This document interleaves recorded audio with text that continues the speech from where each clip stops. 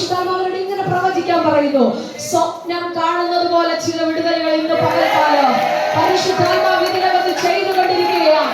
ആ പച്ച ഷോളിട്ട് ആന്റി പുറകിൽ ഏറ്റവും ബാക്കിലിരിക്കുന്നത് പ്രവചനാത്മാവിൽ പരിശുദ്ധാത്മാവ് പ്രാരംഭത്തിൽ പറയുന്നു, സ്വപ്നം കാണുന്നത് പോലെ ചില വിടുതലുകൾ യേശുവിന്റെ നാമത്തിന്റെ കൂടാരത്തിനകത്ത് ഇന്ന് പകൽക്കാലം